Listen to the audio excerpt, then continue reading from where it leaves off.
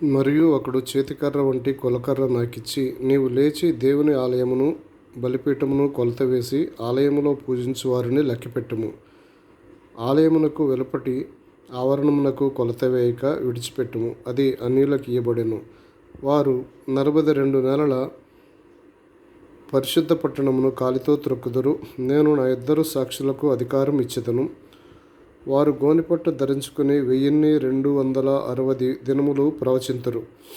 వీరు భూలోకమునకు ప్రభువైన వాని ఎదుట నిలుచున్న 2 ఒలీవ చెట్లను దీపస్తంభమునై ఉన్నారు.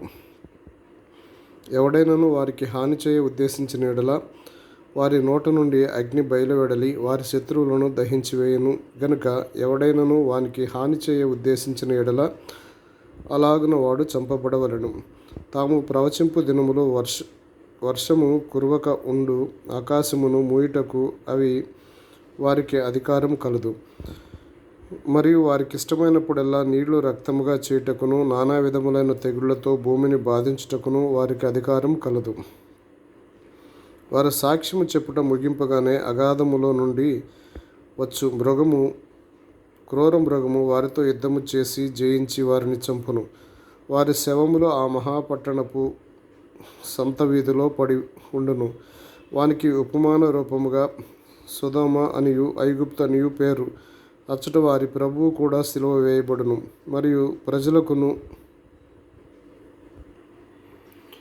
వంశములకును ఆయా భాషలు మాట్లాడు వారికిని జనములకును సంబంధించిన వారు 3 దినములున్నర వారి శవములను చూచుచు వారి శవములను సమాధిలో పెట్టనియ్యరు.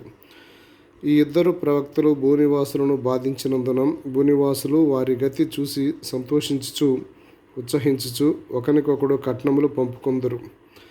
అయితే ఆ 3 దినములున్నర అయిన పిమ్మట దేవుని యొద్ద నుండి జీవాత్మ వచ్చి వారిలో ప్రవేశించును గనుక వారు పాదములు ఊని నిలిచిరి. వారిని చూచిన వారికి మిగుల భయం కలిగెను. అప్పుడు ఇక్కడికి ఎక్కిరండని పరలోకము నుండి గొప్ప స్వరము తమతో చెప్పుట వారు విని మేఘారూఢులై పరలోకమునకు ఆరోహణమై వారు పోవుచుండగా వారి శత్రువులు వారిని చూచిరి. ఆ గడియలోనే గొప్ప భూకంపము కలిగినందున ఆ పట్టణములో 10వ భాగము కూలిపోయెను. ఆ భూకంపం వలన 7,000 మంది చచ్చిరి. మిగిలిన వారు భయాక్రాంతులై పరలోకపు దేవుని మహిమపరచిరి. 2వ శ్రమ గతించెను. ఇదిగో 3వ శ్రమ త్వరగా వచ్చుచున్నది. 7వ దూత బోర ఊదినప్పుడు పరలోకములో గొప్ప శబ్దము పుట్టెను.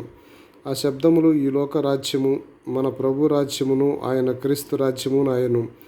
ఆయన యుగయుగముల వరకు ఏలును అనెను.